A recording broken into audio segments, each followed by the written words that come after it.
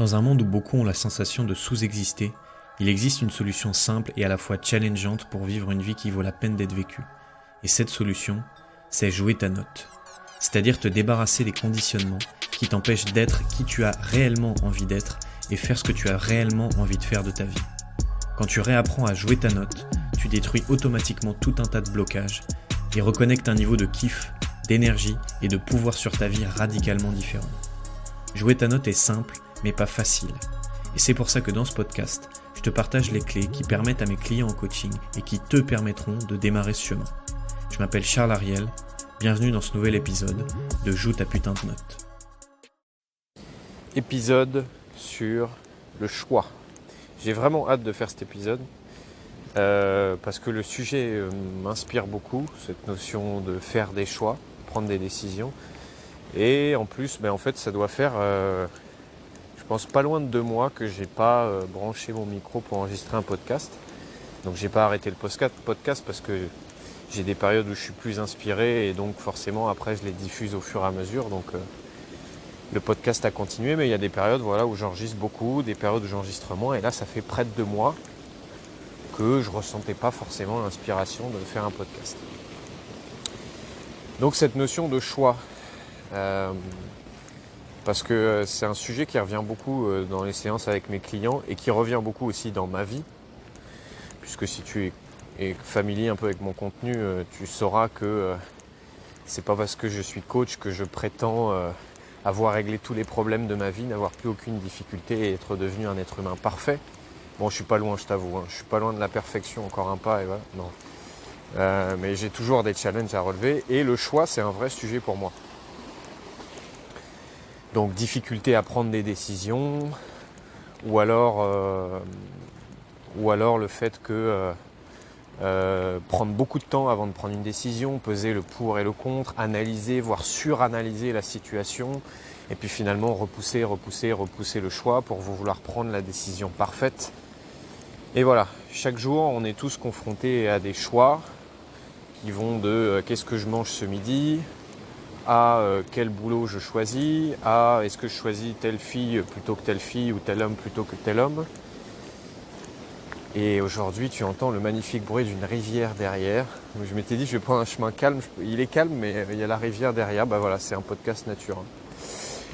Donc cette difficulté parfois à faire des choix. Et souvent, il y a cette phrase qui revient, qui est « choisir, c'est renoncer ». Et je pense que c'est la philosophie de beaucoup de monde, consciemment ou inconsciemment, sans s'en rendre compte. On est dans cette logique de « si je fais un choix, je renonce au choix que je n'ai pas fait ». Donc, si j'ai le choix entre noir et blanc, et que je choisis noir, j'ai renoncé au blanc. J'ai perdu le blanc.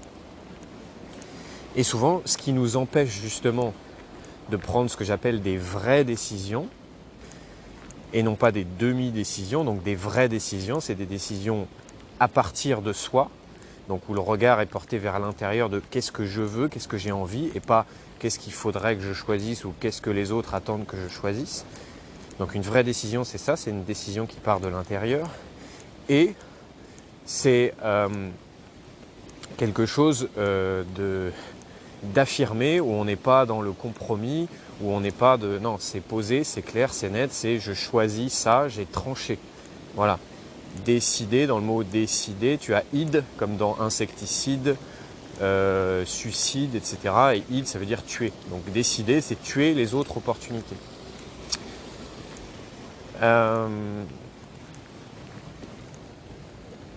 Et donc où j'en étais ? Oui, donc voilà, parfois c'est dur pour nous de faire un choix parce qu'on a l'impression que on se prive d'une opportunité, on va perdre quelque chose. Et j'ai envie de challenger cette idée-là, de remettre en question cette idée-là, comme quoi quand tu fais un choix, en fait, tu renonces à quelque chose et cette notion de choisir, c'est renoncer. Parce que si tu réfléchis bien, avant de faire un choix, avant de prendre une vraie décision, en fait, si on imagine que tu as un score, ton score il est de 0. C'est-à-dire, j'ai le choix entre la pizza et la salade au resto. Avant de choisir, quand tu es devant la carte, devant le menu, tu as 0. Tu n'as ni la salade, ni la pizza. Tu n'as pas encore fait le choix. Donc ton score, si on peut parler de notion de score, on pourrait imaginer ton score c'est 0. Et on pourrait se dire, au moment où je vais choisir par exemple la pizza, je vais renoncer à la salade et donc je vais perdre la salade. Je vais perdre l'opportunité de la salade. Mais en vrai, si tu regardes bien, tu ne perds pas la salade, puisque la salade, tu ne l'as pas. Pour l'instant, avant le choix, ton score, encore une fois, c'est 0. Et donc, quand tu comprends ça, tu renverses cette notion de choisir, c'est renoncer, en fait, choisir, c'est l'inverse de renoncer, c'est ajouter quelque chose, c'est évoluer vers quelque chose, puisque tu vas passer du score 0 au score 1.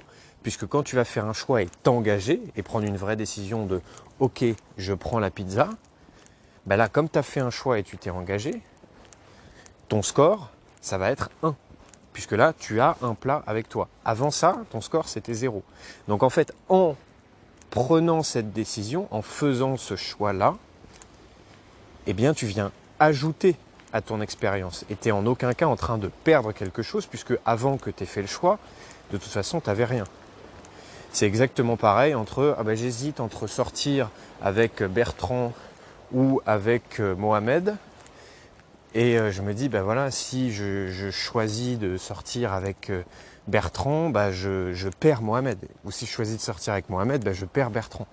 Mais en fait, non, tu perds rien. Puisque tant que tu n'as pas fait le choix, que tu as deux, prétendants, et que pour l'instant, tu n'as pas pris la décision avec lequel tu veux t'engager dans une relation, ton nombre de relations, c'est 0. Tu n'as pas de relation de couple avec aucun des deux, puisque tu n'as pas encore fait le choix. Donc tu ne peux rien perdre, tu ne vas faire qu'ajouter à l'expérience, tu ne vas faire que gagner un point, tu ne vas faire que élargir ta vie par le choix que tu fais. Et c'est là où je veux en venir, c'est que parfois on a cette peur, voire même cette angoisse de se dire mais je vais peut-être faire un choix qui va rétrécir mes opportunités, rétrécir mon champ des possibles, rétrécir ma vie. Mais en réalité, quand tu comprends ce que je viens de dire jusqu'ici, c'est impossible en faisant des choix, de rétrécir sa vie. Tu ne peux qu'élargir ton champ des possibles en faisant des choix. Tu ne peux que l'élargir puisque tu ne vas faire qu'ajouter des points.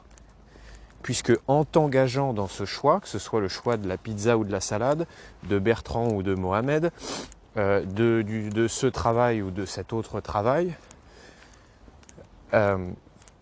plus tu vas faire des choix, plus tu vas t'engager dans une direction, évidemment toujours au profit d'autres, plus tu vas ajouter des points.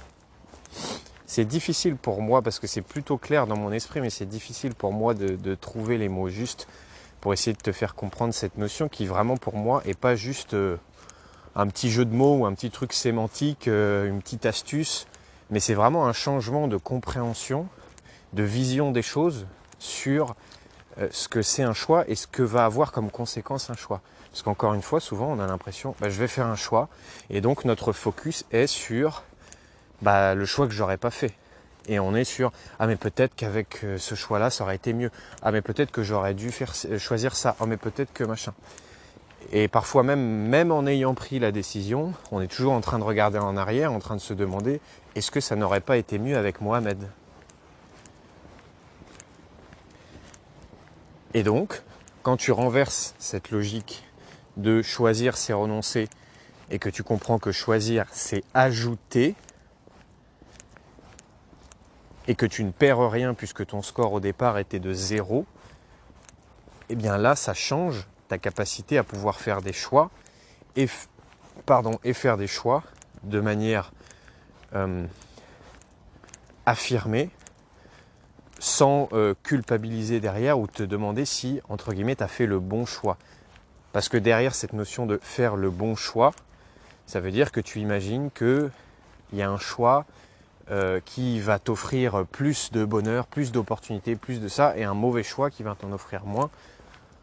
Et en réalité, ce n'est pas le cas. Et donc, le fait que tu procrastines de prendre la bonne décision, moi, tu vois, souvent, j'ai ça lors d'un appel avec un potentiel client qui s'intéresse à mon programme d'accompagnement à la métamorphose. il y a parfois cette phrase à la fin de « je vais y réfléchir ». Alors parfois cette phrase de « je vais y réfléchir », elle est, on va dire, légitime, en mode je vais réfléchir, ça veut dire que j'ai clairement besoin de regarder mon compte en banque pour voir si financièrement c'est possible, ou dans mon couple on prend les décisions toujours à deux, donc j'ai besoin de temps pour en parler à ma femme ou à mon mari pour prendre la décision, par exemple. Mais le plus souvent, ce « je vais y réfléchir » est juste là pour éviter de prendre une décision inconfortable.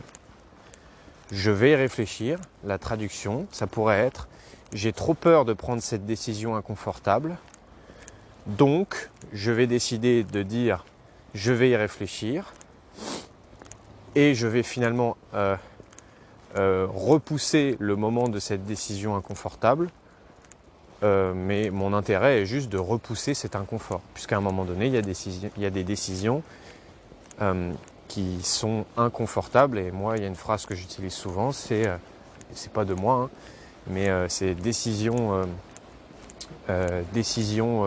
inconfortable égale vie confortable, décision confortable égale vie inconfortable.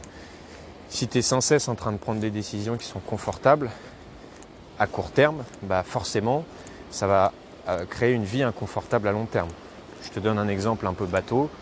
Si tu prends toujours la décision confortable de manger McDo parce que tu adores manger McDo, ça va être confortable sur le court terme. Par contre, sur le long terme, peut-être que ta santé, ton poids, etc. vont en pâtir. Okay ? Et à l'inverse, quand tu prends des décisions inconfortables, qui sont dures sur le moment, par exemple, j'ai envie de changer de boulot, mais en même temps ça me fait peur parce que je ne sais pas trop dans quoi je me lance, et puis c'est de l'entrepreneuriat et j'ai jamais fait et tout ça. Là, ça peut être une décision inconfortable qui potentiellement pourra créer du confort par la suite parce que tu te sentiras mieux dans ton boulot, ou peut-être tu gagneras plus, ou peut-être voilà. Ce qui ne signifie pas que l'idée est de prendre que des décisions inconfortables. Est-ce que j'ai envie de pousser un peu plus sur cette notion de choix ? Ouais, j'ai juste envie de terminer sur quelque chose, c'est que cette idée que pour moi un bon choix, parce que souvent tous plus ou moins on est à la recherche du bon choix, de la bonne décision, du bon travail, de la bonne partenaire, voilà. Et donc qui part de l'idée encore une fois qu'il y aurait un bon et un mauvais choix. Pour moi un bon choix c'est un choix qui est assumé. C'est-à-dire qu'une fois que tu as pris la décision, tu n'es pas en train de regarder en arrière à droite ou à gauche pour voir si l'herbe n'aurait pas été plus verte si tu avais fait un autre choix. Mais un bon choix, c'est un choix assumé. C'est un choix où tu as tranché et où intérieurement c'est posé. C'est OK, je décide d'ajouter ça à ma vie, de m'engager dans ce choix-là. Il y a une part d'inconnu, il y a une part que je ne vais pas maîtriser, je fais ce choix-là. Et finalement c'est ça, un bon choix, c'est un choix où tu assumes ta décision. Ça ne veut pas dire que tout sera parfait, ça ne veut pas dire que tu vas tout réussir ou quoi, mais tu assumes. Ok, là j'ai pris le choix, j'ai fait ce choix, et si on reprend cet exemple de la pizza ou de la salade, ce midi j'ai fait le choix de prendre la pizza. Et un choix assumé, ce serait un choix en mode, ouais, j'ai choisi ça. Et un choix non assumé, ça aurait été bon, j'ai choisi la pizza, mais je m'en veux un peu, mais je culpabilise parce que en fait, je suis dans le régime et puis machin.